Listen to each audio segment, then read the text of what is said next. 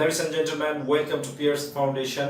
আজকে আমরা the heart of darkness এই হার্ট অফ ডার্কনেস এই নভেলটার একটা গুরুত্বপূর্ণ কোশ্চেন নিয়ে আলোচনা করব। গুরুত্বপূর্ণ কোশ্চেনটা হলো গাইস, জাস্টিফাই দ্য টাইটেল। আসলে এই টাইটেলটাকে কিভাবে এখানে টাইটেলটার কেন এটা দেওয়া হলো? আমরা জানি সাহিত্যকর্মের নামকরণ খুব ইম্পর্টেন্ট। যেমন এই পৃথিবীতে ব্যক্তিদের নামকরণ খুব ইম্পর্টেন্ট, তেমনি সাহিত্যকর্মের নামকরণটাও খুবই খুবই গুরুত্বপূর্ণ। তো খুব মাস্টারি দেখিয়েছে জোসেফ কনরেড এই সাহিত্যকর্মের নামকরণ করাতে। জোসেফ কনরেডের লাইফ ডিউরেশন হচ্ছে 1857 to 1924, আর জোসেফ কনরেড এই নভেলটা সর্বপ্রথম প্রকাশিত হয় 1899 সালে। তো আমরা পয়েন্ট আউট করে এই টাইটেলটাকে কিভাবে জোসেফ কনরেড এটা পারফেক্ট টেক্সট টাইটেল রূপ দিয়েছে সেটা প্রমাণ করব। So let's begin. First point guys, symbolic meaning of the title.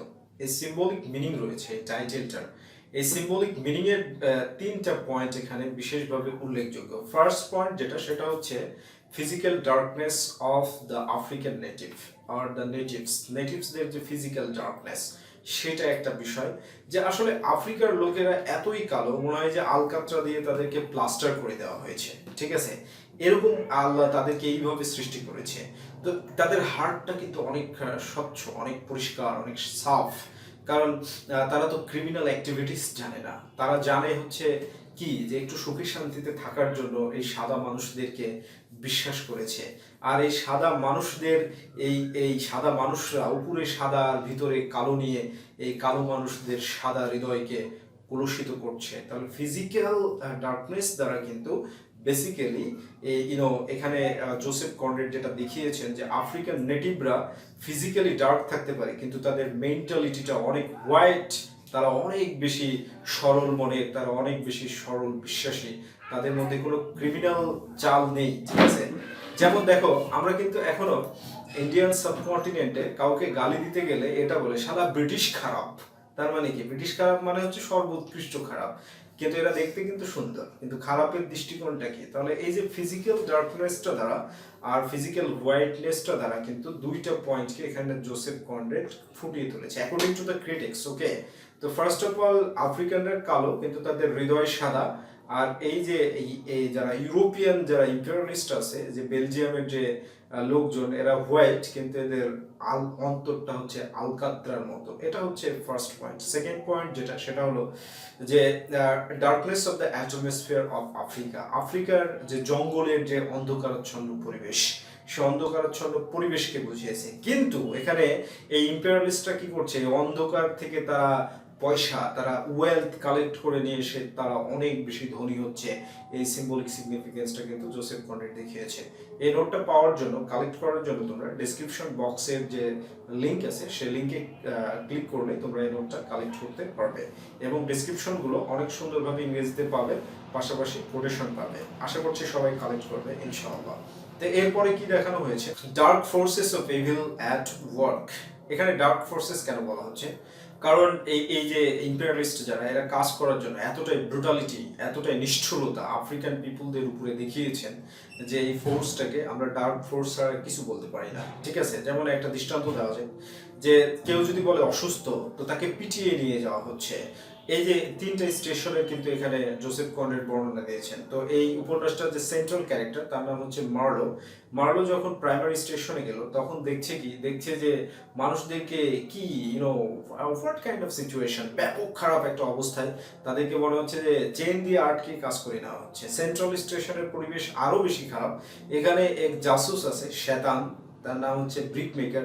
এ হারেমজাদা কোনো ব্রিক তৈরি করে না, খালি ওয়েট করে আছে, কিন্তু এর কাজ হচ্ছে খালি উল্টাপাল্টা করা। কোন নেটিভ কি করলো ওটা নিয়ে এসে ম্যানেজারকে বলা, আর ম্যানেজার ঠাই ঠাই করে গুলি করে দিচ্ছে, পিটাচ্ছে। এই যে বিষয়টা। তো সেন্ট্রাল স্টেশনের পরে যদি ইনার স্টেশনে আসো, তাহলে ইনার স্টেশনের যে অফিসার ইনচার্জ মিস্টার কুডোস, এ তো সিম্বল অফ শয়তান, পুরো এভিলের প্রতীক, ঠিক আছে? এটাই কিন্তু দেখানো হয়েছে, এবং এর সাফারিংসটাকে দেখানো হয়েছে যে প্রত্যেকটা মানুষ সারা জীবন উল্টা পাল্টা করার পরে শেষে গিয়ে কিন্তু সে ভালোটা বুঝতে পারে, কিন্তু তখন তার লাভ থাকে না। তো যাই হোক, এইভাবে কিন্তু টাইটেলের তিনটা সিম্বলিক মিনিং আমরা দেখাতে পারি। There is no problem. তো ফার্স্ট এইভাবে তুমি যদি দেখাও, তাহলে অনেক সুন্দর তুমি মার্কস পাবে ইনশাআল্লাহ। তো এখানে গাইজ একটা কথা বলি, এই ভিডিওগুলো থেকে তুমি যদি এতটুকু উপকৃত হও তাহলে অবশ্যই তোমার ফ্রেন্ডদের তুমি উপকার করবে ভিডিওটাকে শেয়ার করার মাধ্যমে, এবং বেশি বেশি লাইক শেয়ার কমেন্ট করবে। তোমরা যদি কমেন্ট করো, ভালোটা হলে ইন্সপায়ারেশন মিলে, খারাপটা হলে ওটাকে নিয়ে অ্যানালাইসিস করা হয় যে কোথায় জায়গাটা দেখাতে হবে, এটা হলো ব্যাপার। সে বিষয়টা কিন্তু মিলে আর কি। অতএব লাইক শেয়ার এবং কমেন্ট করবে বেশি বেশি। যদি খারাপ লাগে ডিসলাইক দিবে, আর যদি ভালো লাগে লাইক দিবে। পয়সা তো লাগছে না, তাই না? এই টাইটেলটা দ্বারা জোসেফ কনরেড সেকেন্ড পয়েন্টে যেটা দেখিয়েছে, similarity between Congo and Britain. কেন এখানে সিমিলারিটির কথা আসছে? কারণ উপন্যাসটা শুরু হচ্ছে কোথায়, যে নেলি একটা বোর্ড, সেই বোর্ডে চড়ে যাত্রীরা ট্যামস রিভার পাড়ি দিচ্ছে। আননোন ন্যারেটরের মাধ্যমে গল্পটা শুরু হচ্ছে। আর মার্লো এই বোর্ডের উপরে দাঁড়িয়ে পানির দিকে তাকিয়ে কিন্তু গ্রেট ব্রিটেনের সেই এক সময় যে তারা অত্যাচার সহ্য করেছে রোমান ইম্পেরিয়ালিস্ট কর্তৃক, তাদের সেই কথাটা কিন্তু রিফ্লেক্ট করা হচ্ছে যে রোমান ইম্পেরিয়ালিস্টরা একসময় গ্রেট ব্রিটেনে খুব অত্যাচার চালিয়েছিল। আর কঙ্গোর সাথে গ্রেট ব্রিটেনের এই সিমিলারিটিটা দেখানো হয়েছে যে বেলজিয়াম কোম্পানি কঙ্গোতে ব্রুটালিটি চালিয়েছে, আর গ্রেট ব্রিটেনের ব্রুটালিটি চালিয়েছে হচ্ছে রোমান ইম্পেরিয়ালিস্ট যারা। তাহলে এখানে বিষয়টা কি দাঁড়াচ্ছে? At the same time Congo is the heart of darkness এবং Great Britain is the heart of darkness. এবার এর আরেকটা মিনিং আছে। মিনিংটা হচ্ছে এটা, যখন তুমি কাউকে অত্যাচার করবে তখন কিন্তু তোমার নিজের স্বাধীনতা এবং নিজের নিরাপত্তাটাই কমবে। সেই বিষয়টাও এটার মাধ্যমে দেখানো হয়েছে। কারণ কঙ্গো নির্যাতিত হয়েছে বেলজিয়ান কোম্পানির দ্বারা এবং গ্রেট ব্রিটেন নির্যাতিত হয়েছে রোমানদের দ্বারা ব্যাপকভাবে। যদিও আরো ইতিহাস আছে, কিন্তু এই নভেল অনুযায়ী এটাই হচ্ছে রেফারেন্স। তাহলে এই টাইটেলের মাধ্যমে আসলে কি দেখানো হয়েছে? সিমিলারিটি দেখানো হয়েছে কঙ্গো এবং গ্রেট ব্রিটেনের মধ্যে। Next word guys, kudos is the symbol of darkness. আসলে এখানে প্রত্যেকটা স্টেশনই সিম্বল অফ ডার্কনেস, কারণ এখানে তিনটা স্টেশনের বর্ণনা দিয়েছে জোসেফ কনরেড। ফার্স্ট স্টেশন হচ্ছে প্রাইমারি স্টেশন, সেকেন্ড স্টেশন হচ্ছে সেন্ট্রাল স্টেশন, থার্ড স্টেশন হচ্ছে ইনার স্টেশন। আর এই ইনার স্টেশনের অফিসার ইনচার্জ হচ্ছে মিস্টার কুডোস। সে আইভরি কালেক্ট করার জন্য নেটিভসদেরকে অত্যাচার করেছে, নেটিভদেরকে এত পরিমাণ অত্যাচার করেছে যে এটা ভাষায় প্রকাশ করা যাবে না।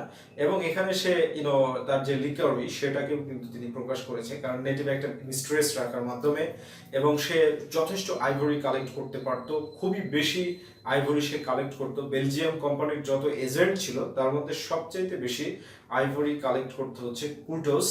এই জিনিসগুলো দেখানো হয়েছে এবং কুডোসের জীবনটা যে আসলে ডার্কনেস সেটা প্রমাণ করা হয়েছে। কারণ তখন যে কুডোস যখন বেশি আইভরি কালেক্ট করতে পারতো তখন কোম্পানি তাকে সুনাম করেছে, আর যখনই সে অসুস্থ হলো, বেশি আইভরি কালেক্ট করতে পারলো না, তখনই কিন্তু মার্লোকে একটা বোর্ডের ক্যাপ্টেন করে দিয়ে কুডোসকে নিয়ে যাওয়ার জন্য পাঠানো হলো। তাহলে এখানে দেখো, এখানে ইম্পেরিয়ালিজমের মূল মোটোটাই কি? কাজ করতে না পারলে রিজাইন মার, কোনো লাভ নেই থেকে, তোকে রেখে কোনো লাভ নাই। এরা হচ্ছে ফিউটিলিটি একটা, এই ফিউটিলিটি, ক্যালাসনেস, এই জিনিসগুলোকে কোটোসের ক্যারেক্টারের মাধ্যমে দেখানো হয়েছে। এবার কোটোসে বেচারা মৃত্যুর সময় কি অবস্থা হলো দেখো। মৃত্যুর সময় সে ভুলভাল বকা শুরু করছে যে আমার ইন্টেন্ডেড, মানে আমার ফিয়ান্সি, আমার বাগদত্তা স্ত্রী, আমার আইভরি, এই হরুর এরকম ভুল বকতে শুরু করেছে। কেন ভুলভাল বকতে শুরু করেছে? এই অত্যাচার করার পরে বুঝেছে যে আমি আমার ফিয়ান্সির সাথে 2 নম্বরই করেছি। কারণ কি? তাকে এঙ্গেজ করে রেখে আমি এখানে এসে একটা মহিলার সাথে দিবারাত্রি তার সাথে আমি লাস্টফুল আচরণ করেছি। দ্বিতীয় নম্বর ব্যাপার হচ্ছে আইভরি কালেক্ট করার জন্য আমি কি না করেছি, আর এর জন্য হরর এই শব্দটা দ্বারা সে এটা বুঝতে পারছে যে আমি দুনিয়াতে যা করেছি এগুলো আতঙ্কিত, এবং আমি মরার পরে এই আতঙ্কিত জাহান্নাম আমার জন্য অবধারিত।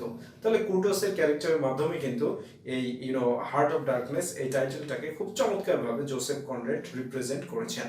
লাস্ট পয়েন্ট যেটা গাইস আমি দেখাতে চাই এখানে, সেটা হলো যে description of the headquarters of the company. কোম্পানির যে হেডকোয়ার্টার, এই হেডকোয়ার্টার ডিসক্রিপশনের মাধ্যমে টাইটেলটাকে চমৎকারভাবে জোসেফ কনরেড কিন্তু ফুটিয়ে তুলেছেন। কিভাবে দেখো তো, মার্লো যখন চাকরি পাবে, মার্লো তার আন্টির সহযোগিতায় বেলজিয়াম একটা ট্রেডিং কোম্পানিতে চাকরি পেল। মার্লো কিন্তু ইন্ডিয়ান সাবকন্টিনেন্ট বিভিন্ন দেশে শিপে জাহাজে চাকরি করেছে, কিন্তু সে চাচ্ছে কোনো ব্যবসায়ী কোম্পানির সাথে সে এখন কাজ করবে, এবং তার আন্টির প্রচেষ্টায় বেলজিয়াম কোম্পানির সাথে সে চুক্তিবদ্ধ করলো এবং সে চাকরিটা পেল। তো যেদিন সে প্রথম দিন গেল হেডকোয়ার্টার্সে, যেটা ব্রাসেলসে অবস্থিত, তো সেখানে গিয়ে সে রিসেপশন রুমটাকে দেখছে, এটাকে একটা ফ্রেজের মাধ্যমে বর্ণনা করছে হোয়াইট সেপালকার, মানে চারিদিকে সাদা কিন্তু এই রূপটাকে কবরের মতো দেখাচ্ছে। তো কবরের মতো কেন? আমরা কি জানি যে কবরটা হচ্ছে আসলে কি, যে চির অন্ধকারের জায়গা, যেখানে কোনো বাতি নাই। তোমরা বিভিন্ন ইসলামিক গান শুনোনি যে যেই ঘরে নাই বাতি, যেই ঘরে নাই সাথী, কিচ্ছু নেই, নাই বালিশ নাই কাঁথা, কিচ্ছু নেই সেই ঘরটা। তাহলে হোয়াইট সেপালকারের বর্ণনার মাধ্যমে এখানে মার্লো যেটাকে রিফ্লেক্ট করেছে সেটা কিন্তু কবরে গেলে মানুষের দুইটা টার্ম, হয় শাস্তি আর না হলে বাসর রাতের মতো সুখ। ঠিক আছে, দুলা মিয়া যেমন নিশ্চিন্তে বাসর রাতে ঘুমায় আর কি দুলহানকে নিয়ে, সেরকম। আর যারা অত্যাচার করে তারা কি, যারা পৃথিবীতে আইন কানুন মানে না, তারা কি হয়, তাদের জন্য শাস্তির ব্যবস্থা হয়। তাহলে এখানে মার্লো যে বিষয়টা বুঝিয়েছে হোয়াইট সেপালকার দ্বারা, সেটা হচ্ছে darkness of the imperialistic force. অর্থাৎ ইম্পেরিয়ালিস্টিক ফোর্স যে অন্যায় অত্যাচার অবিচারের মাধ্যমে তারা যে সারা পৃথিবীকে শোষণ শাসন করে নিজেদের যে আখের গুছাচ্ছে সেটাকে বুঝিয়েছে। আর এই হোয়াইট সেপালকারের মাধ্যমে, এই ফ্রেস্টার মাধ্যমে সিম্বলিক্যালি কিন্তু Joseph Conrad impurity, corruption, different kind of brutalities, criminal activities, যত নেগেটিভ অ্যাসপেক্টস আছে সবগুলোকেই উপস্থাপন করেছে। আশা করি তোমাদের কনসেপশন ক্লিয়ার হয়ে গিয়েছে। তো শেষে আবার বলছি, তুমি যদি উপকৃত হও লেকচার থেকে অবশ্যই সেটা শেয়ার করবে, আর এটাই তোমার কৃতজ্ঞতা প্রকাশের সর্বোৎকৃষ্ট পন্থা। আর লাইক শেয়ার কমেন্ট দিতে ভুলবে না। লাইক শেয়ার কমেন্ট যত করবে তত বেশি ইন্সপায়ার্ড হব তোমাদের জন্য কাজ করার। তো এই নোটটা কালেক্ট করার জন্য ডেসক্রিপশন বক্সের লিঙ্কটাকে তোমরা চেক করতে পারো if you want. Okay, so সবাই ভালো থাকবে, সুস্থ থাকবে, হ্যাভ এ গুড ডে।